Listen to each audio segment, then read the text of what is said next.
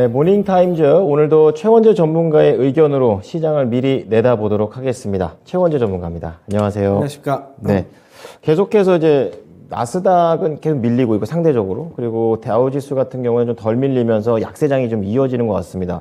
어제장이랑 좀 비슷한 것 같다 이런 생각이 드는데 시장 어땠습니까? 일단 뭐 중국 봉쇄 우려, 그다음에 추수감사절을 앞두고 거래량도 감소하면서 모두 하락으로 마감을 했는데요.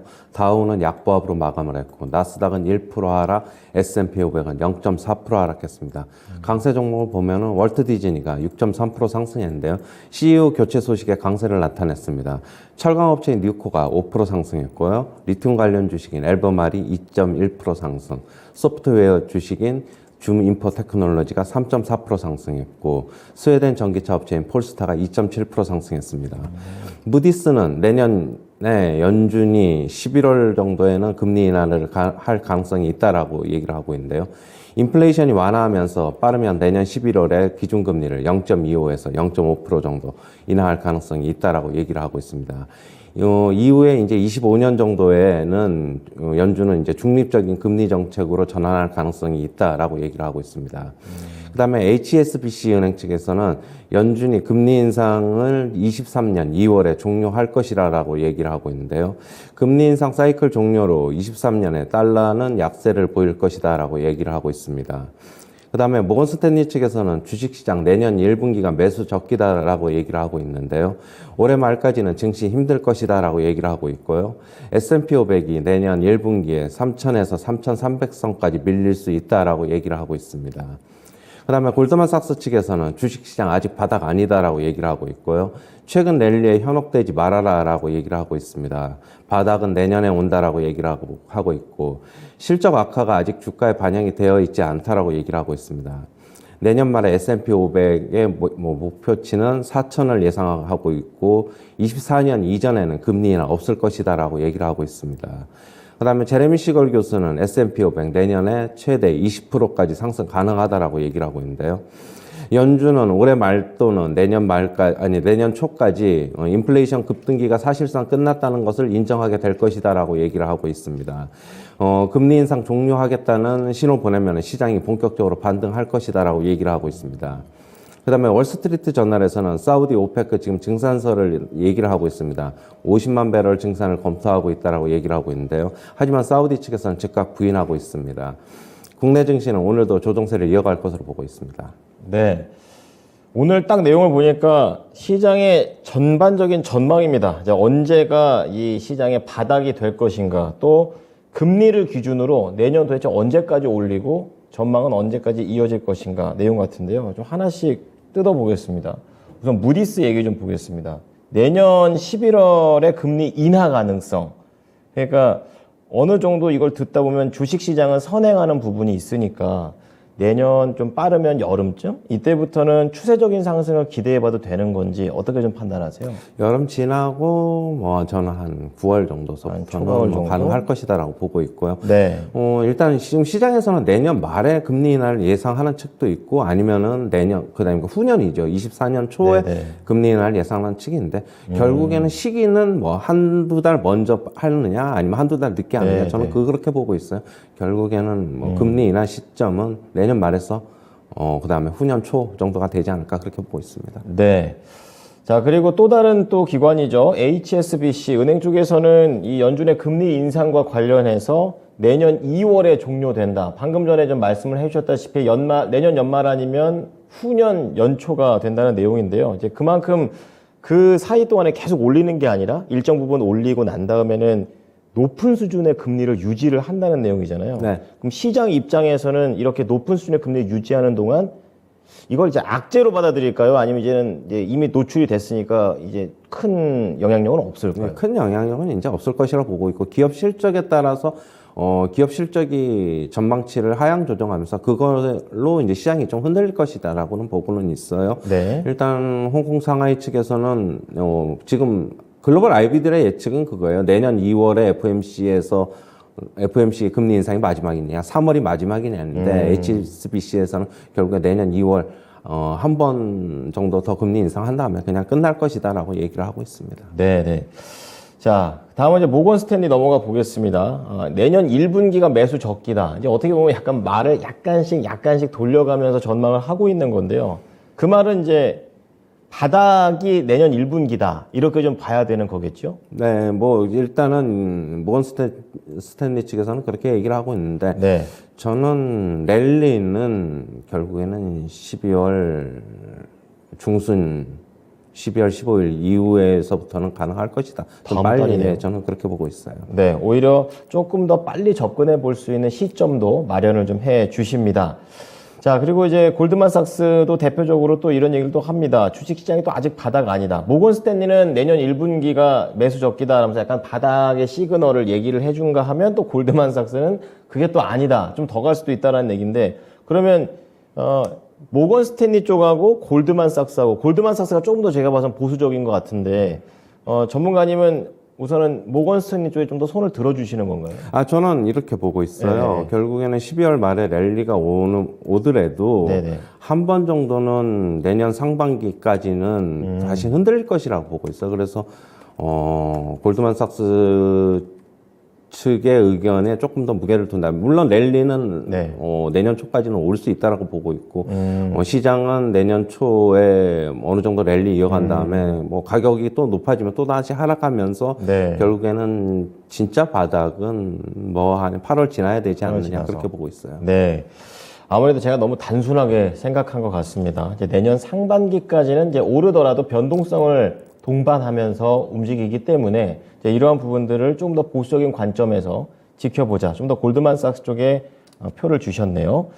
자, 그리고 제레미 시걸 교수 최근에 좀 자주 좀 등장을 하시는 것 같은데 S&P 500이 내년에 최대 20%까지 상승이 가능하다. 그러니까 이 최대 20% 상승을 한다는 걸 올라봐야 20% 오른다. 뭐 이렇게 해석을 해야 되는 건지 긍정적으로 봐야 되는 건지 어떻게 보십니까? 저는 긍정적으로 봐야 된다고 보고 있어요. 그러세요? 결국에는 예. 20% 상승하면서 구후년에도 증시는 좀 괜찮을 것이라고 보고 있고 일단 제레미 시걸 교수 같은 경우에도 결국에는 내용을 자기가 이제 발언한 내용을 저도 보면은 네.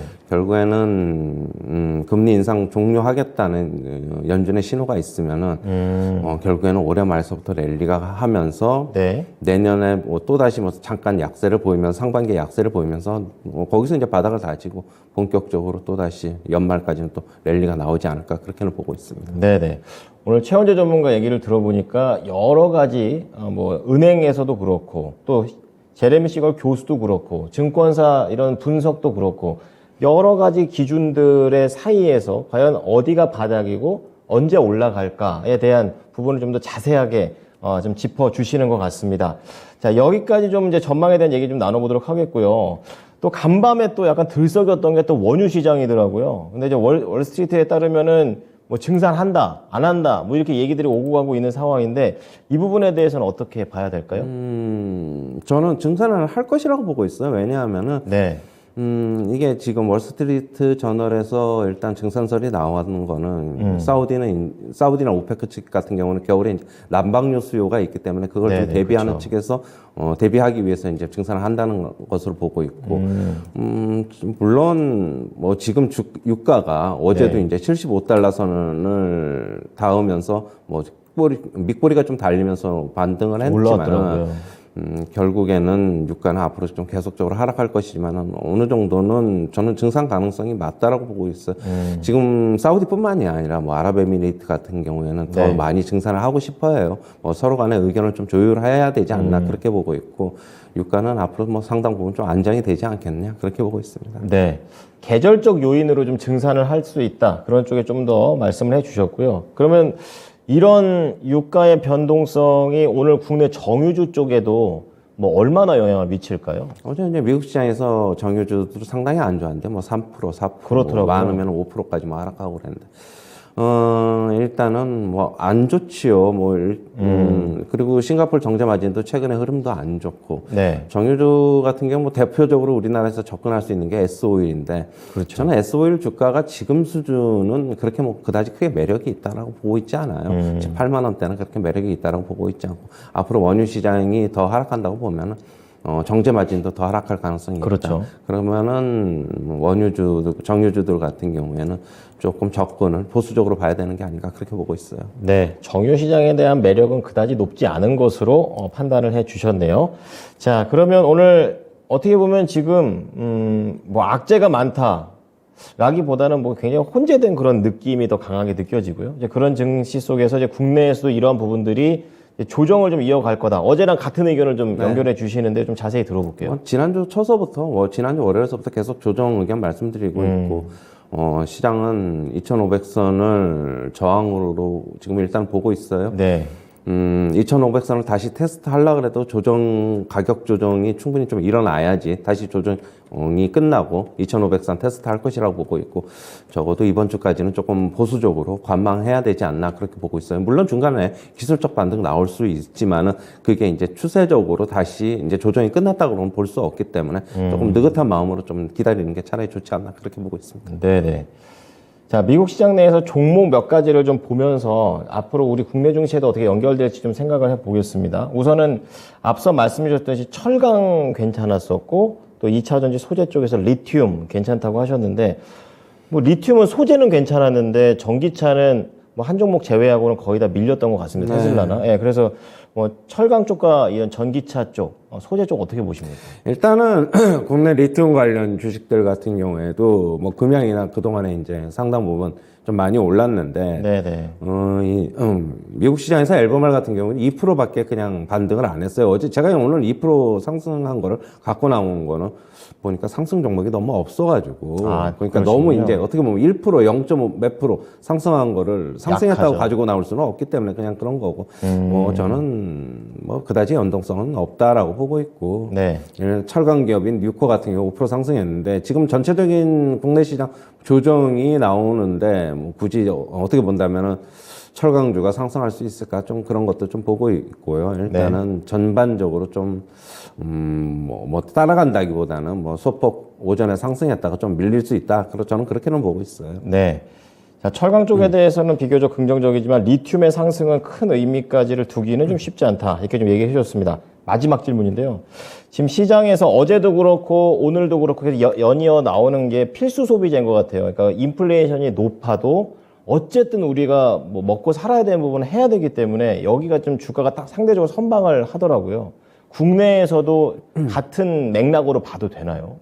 저는 그렇게 가능성이 좀 있다고 보고 있어요. 그래요? 어제 같은 경우에도 제일제당 같은 경우는 상승을 했어요. 그렇게 본다면은 네. 필수 소비재, 음식료 업종 우리가 꼭 이제 어떻게 보면 살아가면서 꼭 소비를 해야 되는 쪽은 안 먹을 수가 없잖아요. 조금 강세를 보일 수 있다. 그런 주식들은 원래 좀 경기 방어적인, 시장 방어적인 성격도 그렇죠. 좀 있기 때문에 네네.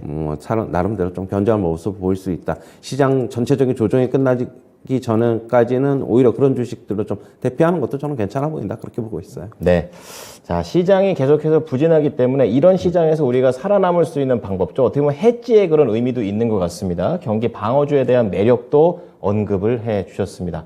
오늘 내용 잘 참고하겠습니다. 감사합니다. 네, 감사합니다. 자, 지금까지 모닝타임즈 최원재 전문가였습니다.